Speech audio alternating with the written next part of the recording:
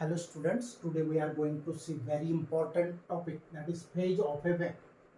Question: explain what is meant by phase of a wave. He definition आहे phase of a wave. Phase of a wave of a particle of a wave. तर पार्टिकलचा जो phase आहे, phase म्हणजे काय, अवस्था किंवा state of oscillation. तर बघा definition: the state of oscillation. Oscillation म्हणजे काय, दोलन, पेंडुलम जातो येतो, याला आपण दोलन म्हणू शकतो, किंवा आपण मराठीत म्हटलं तर झोका, जातो येतो, त्याला आपण ऑसिलेशन म्हणू शकतो. तसं हे पार्टिकल्स जे आहेत, या suppose this one is the string. String म्हणजे दोरा किंवा धागा किंवा तार आहे, किंवा सरफेस ऑफ वॉटर आहे, this one. And the particles of this part are going in the upward direction, and the particles in this part are going in the downward direction. Here the middle one particle moves largest. This is called as displacement of a particle. Here P has maximum displacement, here S has maximum displacement, V has maximum displacement, but R and T have minimum displacement. So the particle whose displacement is greater, that displacement is called amplitude. This displacement is called amplitude. Maximum displacement of particle from mean position is called amplitude of the wave. मग आता phase of the wave म्हणजे काय, the state of oscillation किंवा vibration. Oscillation म्हणजे दोलन, vibration म्हणजे कंपन of A particle. आता हे पार्टिकल वर खाली जात येत असतील इथले पण, तर या दोघं जे पार्ट आहे, हा क्रस्ट आहे आणि हा ट्रफ आहे. एक ट्रफ आणि क्रस्ट मिळून एक वेव्ह तयार होते. या ठिकाणी दोन किंवा एक सायकल पूर्ण केलं. आता या ठिकाणी हे एक सायकल आहे आणि हे दुसरं सायकल इथे एंड होत आहे, इथून इथपर्यंत. तर स्टेट ऑफ ऑसिलेशन और व्हायब्रेशन ऑफ ए पार्टिकल, पार्टिकलची अवस्था सांगणे म्हणजे तो कुठं आहे, तो कोणत्या वेळेला कुठं आहे, त्याची डिस्प्लेसमेंट काय, व्हेलॉसिटी काय, ह्या गोष्टी सांगणे म्हणजे त्या पार्टिकलचा फेज सांगणे, अवस्था सांगणे. स्टेट ऑफ ऑसिलेशन और vibration of A particle is called phase of the particle. समजलं. मग स्टेट ऑफ ऑसिलेशन म्हणजे ऑसिलेशन, दोलनाची स्थिती सांगणे, म्हणजे कोणत्या वेळेला तो कुठं आहे, त्याची डिस्प्लेसमेंट किती, हे सांगणे म्हणजे फेज सांगणे. फेज हा जनरली अँगलमध्ये सांगितला जातो. पायमध्ये सांगितला म्हणजे रेडियनमध्ये सांगितला, आणि डिग्रीजमध्ये पण सांगता येतो, पायचं कन्व्हर्शन डिग्रीजमध्ये. फर्स्ट पॉइंट समजला, द स्टेट ऑफ ऑसिलेशन और vibration of A particle of the wave is called the phase of that particle. Second, मग फेज सांगण्यासाठी कोणत्या गोष्टींची गरज असते, द डिस्प्लेसमेंट, नंतर डायरेक्शन ऑफ व्हेलॉसिटी. आता बघा, हा पार्टिकल खाली येण्याच्या तयारीत आहे, त्याच वेळेला हा पार्टिकल वरती जाण्याच्या तयारीत आहे. म्हणजे यांची जी डायरेक्शन ऑफ व्हेलॉसिटी आहे ती अपोजिट आहे, बरोबर. अँड ऑसिलेशन नंबर म्हणजे काय, की एक पूर्ण ऑसिलेशन केलं किंवा नाही. आता हा पार्टिकल खाली येईल, वरती जाईल याच्यासारखाच, आणि परत तिथे येईल, म्हणजे त्याने एक राऊंड पूर्ण केला, एक व्हायब्रेशन किंवा एक ऑसिलेशन पूर्ण केलं. हा पार्टिकल खाली जाऊन पुन्हा वरती जाईल आणि मिडलला येईल, म्हणजे असा एक राऊंड पूर्ण केला त्याने, खाली जाणे, वरती जाणे, आणि परत या स्थितीला येईल. म्हणजे हा जो राऊंड आहे, हा खाली जाणे, परत तितकाच वरती जाणे, ही मेन पोझिशन आहे. हा एक राऊंड पूर्ण करणे म्हणजे त्याचं एक ऑसिलेशन किंवा एक व्हायब्रेशन पूर्ण झालं, तर त्याचा जो ऑसिलेशन नंबर असेल तो, आणि डिस्प्लेसमेंट आणि डायरेक्शन ऑफ व्हेलॉसिटी ह्या गोष्टींवरून त्या पार्टिकलचा फेज आपल्याला फाइंड आउट करता येतो किंवा डिसाइड करता येतो. तर बघा, the displacement, direction of velocity and oscillation number of A particle describes the phase of the particle at that place. आता या ठिकाणी particles Q and U Q and you. तर बघा क्यू आणि यू हे दोन पार्टिकल्स किंवा व्ही आणि एस हे दोन पार्टिकल व्ही आणि एस किंवा क्यू आणि यू. आता बघा हा क्यू खाली जाण्याच्या तयारीत असेल त्यावेळेला हा यू वरती चढण्याच्या तयारीत असेल, म्हणजे तो क्रस्ट तयार करेल आणि हा क्यू मात्र ट्रफ तयार करेल, म्हणजे त्यांचे वेलॉसिटीची डायरेक्शन ऑपोजिट आहे. समजलं? मग क्यू यू, क्यू खाली यू वरती. जेव्हा यू खाली येईल तेव्हा क्यू पुन्हा वरती गेलेला असेल, म्हणजे opposite direction. Particles Q and you or V and S have same displacement but the direction of their velocities are opposite. जरी displacement same असली पण direction of velocity different आहे. तर particles having same magnitude of displacements and same direction of velocity are said to be in phase. म्हणजे कोणतेही दोन particle in phase म्हणजे same phase मध्ये आहेत, म्हणजे त्यांची अवस्था सेम आहे. असं केव्हा म्हटलं जातं? जेव्हा त्यांची डिस्प्लेसमेंट पण सेम असेल आणि डायरेक्शन ऑफ वेलॉसिटी पण सेम असेल. आता पार्टिकल व्ही आणि पी बघा, व्ही आणि पी बघा. तर जेव्हा हा पी वरती जायला निघाला तेव्हा हा व्ही पण वरती जायला निघाला. एकाच वेळेला वरती जाणे, एकाच वेळेला खाली येणे, असे जे पार्टिकल्स असतील त्यांना इन फेज मध्ये आहेत असं म्हटलं जातं. समजलं? Particles having same magnitude of displacement. आता डिस्प्लेसमेंट ही वेक्टर क्वांटिटी आहे. मग आता सपोज हा पार्टिकल इथून इथं येईल तर ही डिस्प्लेसमेंट आणि हा पार्टिकल इथून तेव्हा इथं पोहोचलेला असेल त्याच वेळेमध्ये, हा जेव्हा खाली येईल तेव्हा हा वरती जाईल. तर दोघांच्या डिस्प्लेसमेंट्स या डायरेक्शन अपोजिट आहे, पण हे डिस्टन्स सेम आहे. Magnitude magnitude of displacements are same, and if the magnitude of magnitude is the same, magnitude of displacement is same, and direction of velocity is also same, then such particles are said to be in same phase किंवा in phase. समजलं? मग particles having same magnitude of displacements and same direction of velocity are said to be in same phase किंवा in phase. आता बघा Q आणि W R in phase. Q खाली जायला निघालाय, W पण खाली जायला निघालाय. आता एन आणि यू हे सेम फेज मध्ये आहे किंवा पी आणि व्ही हे पण सेम फेज मध्ये आहे. मग असे जे सेम फेज मध्ये पार्टिकल्स असतील त्यांना इन फेज म्हणतात. आता फॉर एक्झाम्पल दिलेलं आहे व्ही अँड पी. आता हा व्ही आहे, हा पी आहे, ते एकाच अवस्थेमध्ये आहेत, एकाच वेळेला वरती जाणे, एकाच वेळेला खाली येणे, बस. तर डायरेक्शन ऑफ वेलॉसिटी आणि मॅग्निट्यूड ऑफ डिस्प्लेसमेंट पण त्यांचे सेम असतील अशा पार्टिकल्सला इन फेज मध्ये ते आहेत असं म्हटलं जातं. आता त्यांच्यामधील अंतर जे आहे त्याला आपण वेव्हलेंथ म्हणतो, जे दोघं पार्टिकल सेम फेज मध्ये आहेत. आता बघा ओ आणि क्यू हे सेम फेज मध्ये आहेत. ओ आणि क्यू, हा ओ खाली जाईल त्यावेळेला क्यू पण खाली येईल, बरोबर? मग सोबतच खाली गेले, सोबतच वरती जातील, परत खाली येतील, म्हणजे त्यांची डायरेक्शन ऑफ वेलॉसिटी सेम आहे. त्याच्यानंतर मॅग्निट्यूड ऑफ डिस्प्लेसमेंट पण सेम आहे. मग अशा दोन पार्टिकल्स की जे सक्सेसिव्ह आहेत आणि सेम फेज मध्ये आहेत, इन फेज मध्ये आहेत, तर त्यांच्यामधील जे अंतर असतं त्याला आपण वेव्हलेंथ असं म्हणतो. मग ते पार्टिकल कोणतेही दोन असो, फक्त त्यांची अवस्था सेम पाहिजे, सेम फेज मध्ये ते पाहिजे. मग separation between the two particles, separation म्हणजे अंतर बिटवीन टू पार्टिकल्स, दोन पार्टिकल्स मधील असं अंतर विच आर इन फेज, की जे दोन पार्टिकल एकाच लय मध्ये आहेत, लयात आहेत, एकाच वेळेला वरती जाणे, एकाच वेळेला खाली येणे, दोघांची. मग असे जे सक्सेसिव्ह पार्टिकल्स असतील त्यांच्यामधल्या अंतराला वेव्हलेंथ ऑफ दॅट वेव्ह असं म्हणतात. समजलं? मग separation between two particles which are in phase is equal to wavelength lambda. मग ओ क्यू हे अंतर लॅम्डा आहे असं. त्याच्यानंतर एन यू हे सुद्धा लॅम्डा असेल. तसंच पी आणि व्ही हे अंतर सुद्धा लॅम्डा असेल, बरोबर?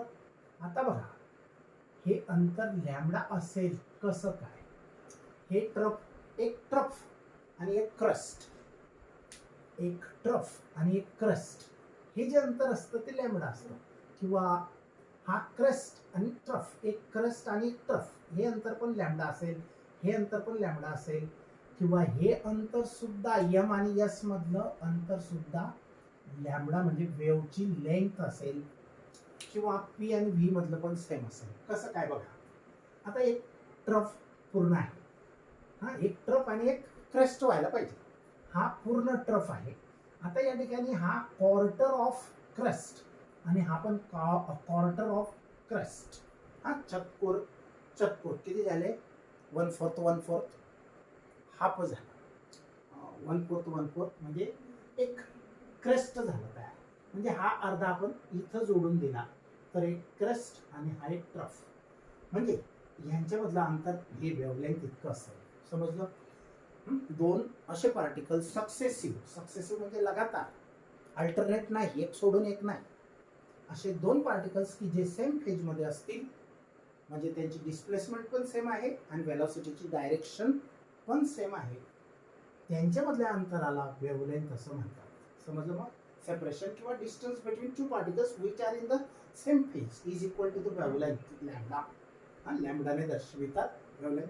The two successive particles differ by 1 in their oscillation number. दोन पार्टिकल्स मधला ऑसिलेशनचा नंबर हा एकाने फरक असेल किंवा बघा ऑसिलेशनचा number, the two successive particles, successive म्हणजे लगातार, एक सोडून एक नाही, सक्सेसिव्ह म्हणजे लगातार. तर बघा, the two successive particles differ by 1, दोन सक्सेसिव्ह पार्टिकल्सचा ऑसिलेशन नंबर हा एक इतका फरक तेव्हा असेल इन देअर ऑसिलेशन नंबर, दोन सक्सेसिव्ह पार्टिकल्स की ज्यांचा ऑसिलेशन नंबर मध्ये एकाचा फरक असेल.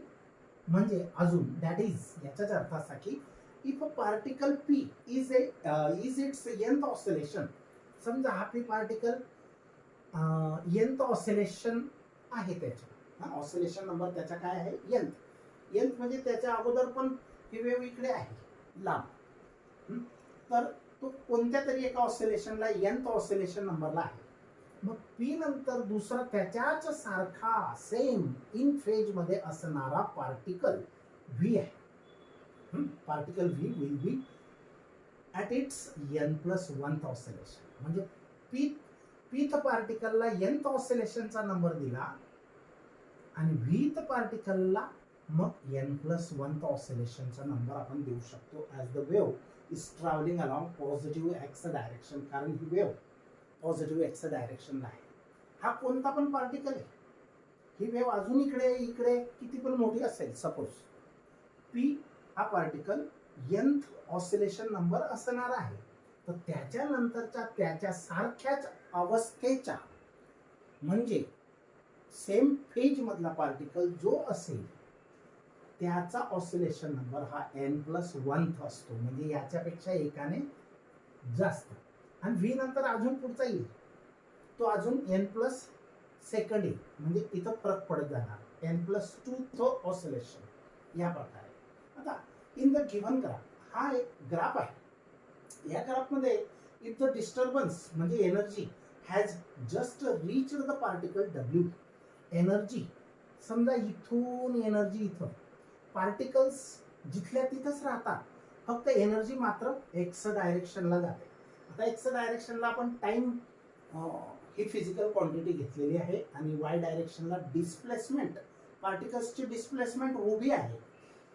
टाइम हा असा होत आहे, एक सायकलला लागणारा वेळ अजून दुसरं सायकल, म्हणजे टाइम एक्स ॲक्सिसला आहे, positive x डायरेक्शनला.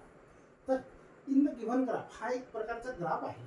If the disturbance म्हणजे एनर्जी हॅज रीच्ड, मी मागच्या पिरियडला असं सांगितलंय की particles of the medium are not migrated.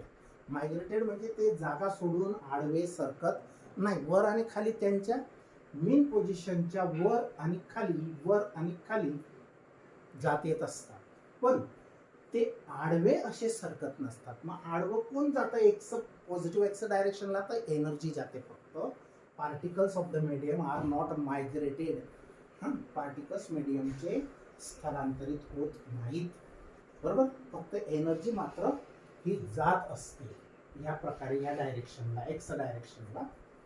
आता if the disturbance energy has just reach the particle W, समजा एनर्जी ह्या डब्ल्यू पार्टिकल पर्यंत पोहोचलेली आहे and the phase angle corresponding to particle is 0 degree, आणि ह्याचा फेज अँगल 0 डिग्री असेल. बरोबर. आता ओचा पण 0 डिग्री आहे, क्यूचा पण 0 डिग्री आहे, किंवा डब्ल्यूचा पण 0 डिग्री आहे. ॲट दी स्टार्ट असेल तो 0 डिग्री असेल. एक सायकल पूर्ण केलं तर फेज अँगल, एक सायकल पूर्ण केलं म्हणजे 2 पाय म्हणजे 360 फिरला. आता बघा, हे एक सायकल म्हणजे 360, 2 पाय. इथून इथं आला म्हणजे हे 90 π/2 चा फेज, म्हणजे ओ आणि एम मध्ये π/2 किंवा 90 चा फेज डिफरन्स आहे. एम आणि एन मध्ये पण 90 चा फेज डिफरन्स आहे, पण ओ आणि एन मध्ये पाय रेडियन म्हणजे जो 180 डिग्रीचा फेज डिफरन्स आहे. तसंच एन आणि पी मध्ये फरक π/2 चा आहे. पी आणि क्यू मध्ये पण फरक, फेजचा फरक हा π/2 किंवा 90 आहे. पण ओ आणि क्यू मध्ये फेज डिफरन्स 0 आहे. त्यांचा फरक, फेज डिफरन्स हा 0 आहे. तर corresponding to particle is 0 degree. At this instant, ह्या वेळेला particle V has completed quarter oscillation. मग हा पार्टिकल व्ही ने इथून इथपर्यंत पोहोचला आहे, म्हणजे क्वार्टर ऑसिलेशन पूर्ण केलेलं आहे त्याने. इथून तो इथं पोहोचलेला आहे. म्हणजे काय, ऍक्च्युअली इथून म्हणजे या लेवल पासून इथून तो इथं पोहोचलेला आहे, म्हणजे क्वार्टर ऑफ ऑसिलेशन त्याने पूर्ण केलेले आहे. And reached its maximum, positive maximum sine theta is equal to +1. आता बघा, हे जे वरचे पार्टिकल्स आहेत ह्यांना पॉझिटिव्ह, आणि जे खालचे पार्टिकल्स आहेत यांची डिस्प्लेसमेंट निगेटिव्ह. म्हणजे जितके वरती जातील तितकेच ते खाली येतात. म्हणजे हे डिस्टन्स, ॲम्प्लिट्यूड म्हणजे हाईट ऑफ द क्रेस्ट किंवा डेप्थ ऑफ द ट्रफ, ह्याला आपण ॲम्प्लिट्यूड म्हणू शकतो. मग हा पी आणि व्ही पार्टिकल हे पॉझिटिव्ह मॅक्झिममला आहे. पॉझिटिव्ह मॅक्झिमम म्हणजे काय, वरच्या पॉझिटिव्ह +1ला आहेत. साइन थिटाची व्हॅल्यू +1 असेल त्यांची. आणि एम यस, आणि अजून इथं जो येईल तो, तर हे निगेटिव्ह, हां, त्यांची व्हॅल्यू -1 असेल. The phase angle of this particle is π/2. आता बघा, यांच्या फेज अँगल हा π/2 असेल, म्हणजेच π/2 रेडियन म्हणजेच 90 डिग्री असेल ॲट दिस इन्स्टंट, ह्या वेळेला. आता बघा, phase angles of particles U and Q are pi radian म्हणजे 100 डिग्री, 180 डिग्री, 180 डिग्री, आणि 2 पाय रेडियन म्हणजे एक पूर्ण राऊंड म्हणजे 360 डिग्री रिस्पेक्टिव्हली इतका आहे. हा phase angles of particles. For example, आता यू आणि क्यू, हा यू आणि हा क्यू, तर क्यू, यू आणि क्यू मध्ये काय फरक आहे, तर हा क्यू खाली जाण्याच्या तयारीत आहे तेव्हा यू वरती जाण्याच्या तयारीत आहे. म्हणजे त्यांचा फेज डिफरन्स एक 180 डिग्रीचा आहे, पाय रेडियनचा आहे, यू आणि क्यू. तर phase angles of particles you is pi radian sorry. तर यूचा जर पाय रेडियन घेतला तर क्यूचा किती येईल, एक ऑसिलेशन पूर्ण केलेलं आहे त्याने, म्हणजे तो 2 पाय रेडियन किंवा 360 डिग्री इतका असेल.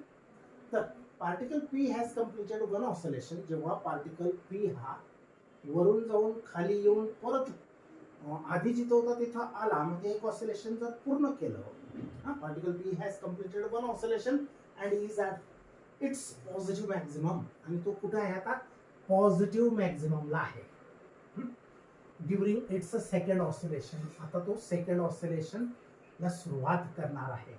तर फेज अँगल मग किती असेल त्याचा, पीचा, तर एक चक्कर पूर्ण करून अजून क्वार्टर एवढं जर पूर्ण केलं असेल त्याने, एक चक्कर पूर्ण केला म्हणजे फेज अँगल 2 पाय रेडियन झाला प्लस, आणि तो एक सायकल पूर्ण करून म्हणजे एक व्हायब्रेशन पूर्ण करून अजून क्वार्टर ऑफ व्हायब्रेशन पण त्याचं झालेलं असेल.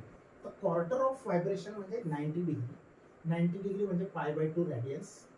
तर त्याचा टोटल फेज अँगल हा यांची टोटल इतका असेल पी पॉईंटचा. समजलं का? एक 2 पाय रेडियन म्हणजे एक राऊंड पूर्ण केलाय पीने, आणि अजून एक्स्ट्रा मध्ये 1/4 म्हणजे quarter of A cycle.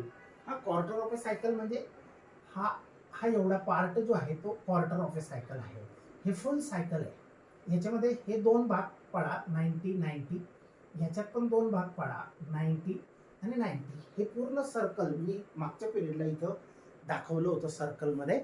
0 to 90 हा 0, मग इतका फिरला 90, 180, 270 आणि एक राऊंड पूर्ण झाला 360 म्हणजे 2 पाय.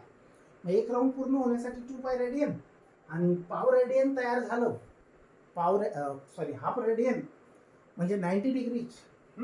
पाव क्वार्टर पाव सायकल म्हणजे 1/4 ऑफ ए सायकल किंवा क्वार्टर ऑफ ए सायकल म्हणजे त्याचा अँगल कितीने वाढ झाली π/2 ने. मग दोघांची टोटल 2 पाय प्लस π/2 म्हणजे काय 2.5 π/2.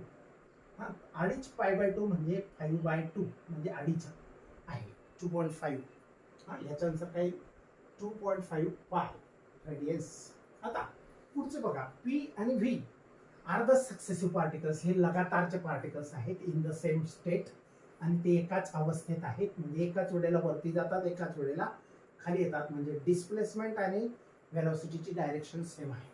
हां, तर P and V are the successive particles which are in the same state, म्हणजे same displacement same direction of velocity दोघांची आहे. and during their respective oscillations phase angle between these two differs by 2 pi. मग हे जे successive particles असतील की ज्यांच्यामधलं अंतर हे वेव्हलेंथ असेल, तर त्यांचा फेज डिफरन्स हा किती असतो 2 पाय रेडियन म्हणजे 360 डिग्री म्हणजे एक राऊंड पूर्ण. बरोबर. आता क्वेश्चन आहे बघा, sound wave A has period 0.015 second. दोन साऊंड वेव्ह आहेत ए आणि बी, म्हणजे दोन आवाजाच्या वेव्ह आहेत ए आणि बी, आणि त्या जात आहेत. पण त्याचं एक सायकल पूर्ण व्हायला किती वेळ लागतो? ए वेव्हचं पिरियड हा 0.015 सेकंड आहे. हा sound wave A has a period of 0.015 seconds and sound wave B has a period of 0.025 second. Which sound has greater frequency.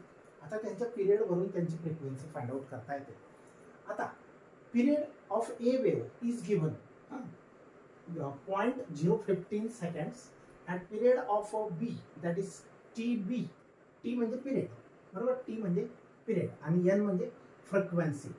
तर बी वेव्हचा पिरियड दिलेला आहे 0.025 सेकंड्स, आणि आपल्याला त्यांच्या फ्रिक्वेन्सीची तुलना करायची आहे की कोणत्या वेव्हची फ्रिक्वेन्सी जास्त असेल. दोन वेव्ह आहेत ए आणि बी, त्यांचा पिरियड दिलेला आहे. पिरियड म्हणजे काय? एक सायकल पूर्ण करायला लागणारा वेळ. आता आपल्याला फ्रिक्वेन्सी काढायची. मग जनरल फॉर्म्युला आपण शिकलोय, तर reciprocal of frequency is reciprocal off period. Frequency काय असते? पिरियडचा रेसिप्रोकल.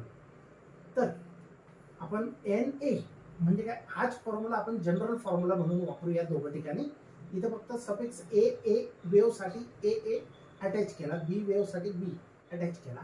आता N is equal to 1/t म्हणजे reciprocal off period is called the frequency. मग 1 अपॉन पिरियडची व्हॅल्यू टाकली. हा पहिला वेव्हचा पिरियड ए वेव्हचा पिरियड 0.015. आता हे कॅल्क्युलेशन करणे किती सोपं आहे बघा. हा पॉइंट आपल्याला 5च्या नंतर म्हणजे 15ला क्लिअर करायचं आहे, पॉइंट काढायचा आहे. मग आपण हे 3 पॉइंट इकडे शिफ्ट झालो, बरोबर. 3 डिजिट, तर वरती 3 झिरो ठेवायचे. म्हणजे हा नंबर आणि हा नंबर सेम आहे. म्हणजे 1000ला 15ने डिवाइड करा तर तुम्हाला 66.67 हर्ट्ज.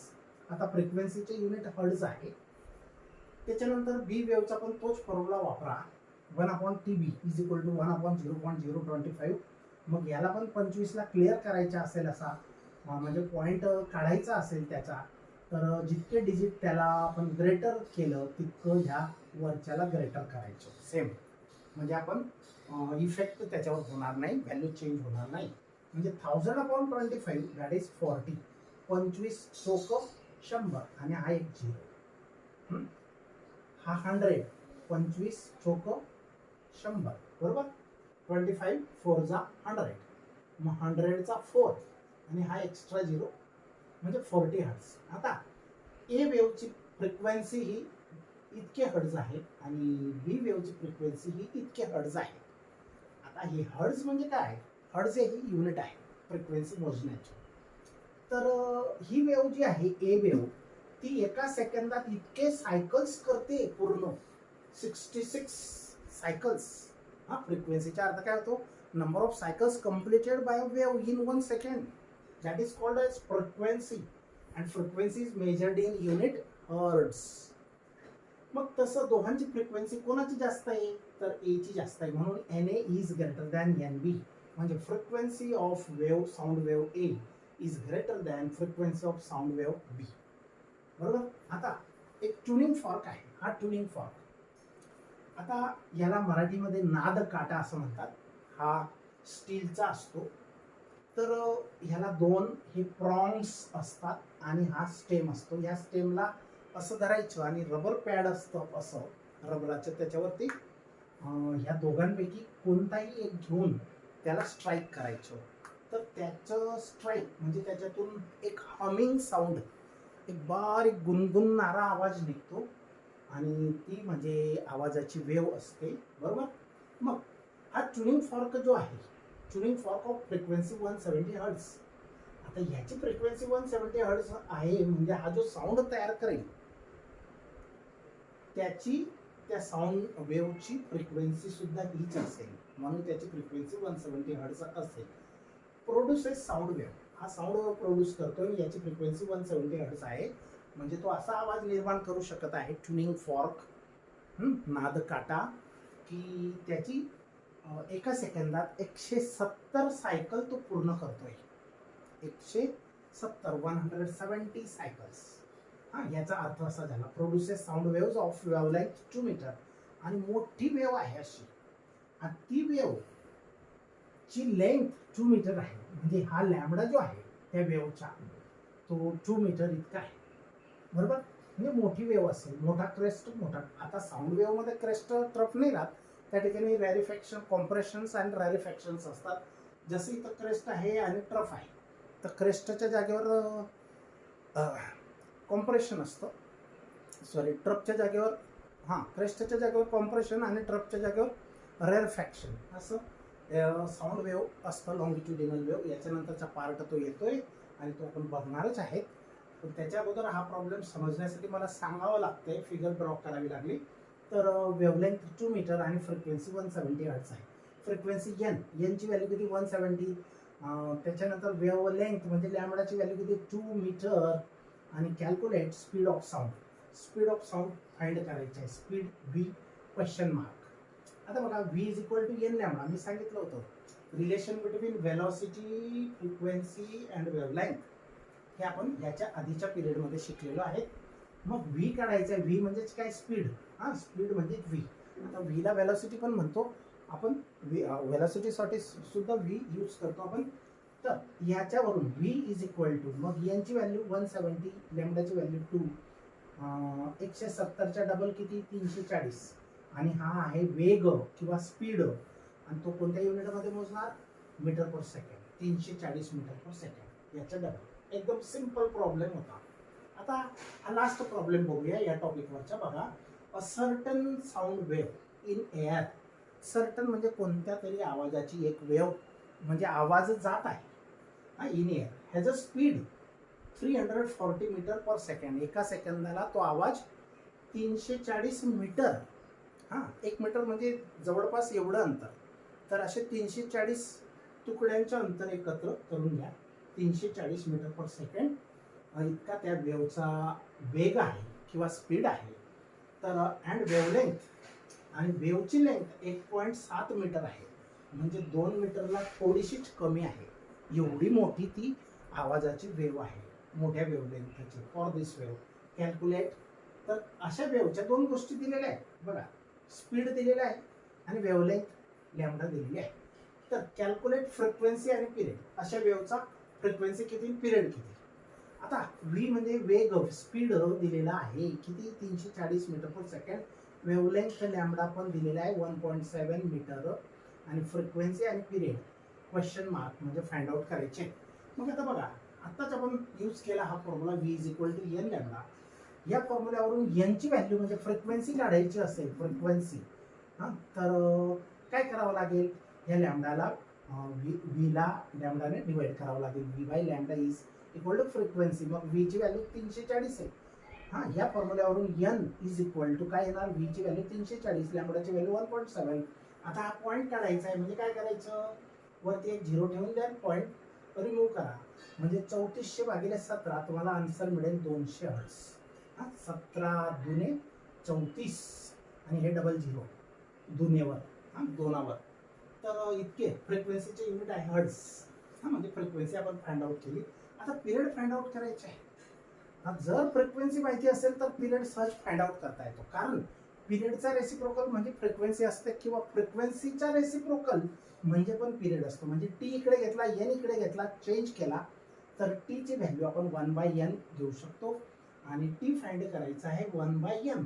मग 1/n, एन ची व्हॅल्यू किती आहे, आत्ताच आपण फाइंड आउट केली, 200 हर्ट्ज आहे. मग आता 1/200 हे 1 ला 200 ने डिवाइड करायचे. कसं करतो बघा, या 200 ला मी लिहिलं 2 गुणिले 100. 2 मल्टिप्लाइड बाय 100. 100 म्हणजे काय, 10 स्क्वेअर. मग हा 1/2 म्हणजे 0.5. 1/2 म्हणजे किती, 0.5. आणि हा 10⁻² वरती पाठवला तर तो मायनस होईल. 10⁻². आता 0.5 ला जर 5 क्लिअर करायचा असेल, हा पॉइंट, हा पॉइंट म्हणजे ह्या नंबरला मोठं करायचं असेल तर ह्या पॉवरला लहान करायचं. म्हणजे याला 5 बनवलं तर याला लहान करा, याला मोठं केलं तर याला लहान करा.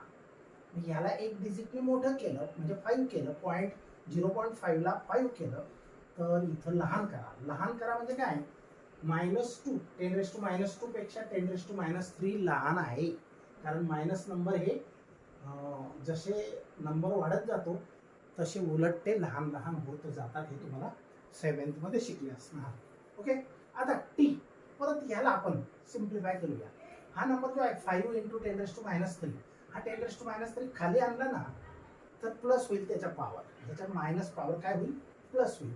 मग 5/10³ 10³ म्हणजे 1000. मग 5/1000 म्हणजे किती, 0.005 सेकंड्स इतका पिरियड असेल. बरोबर. Now here we are going to stop.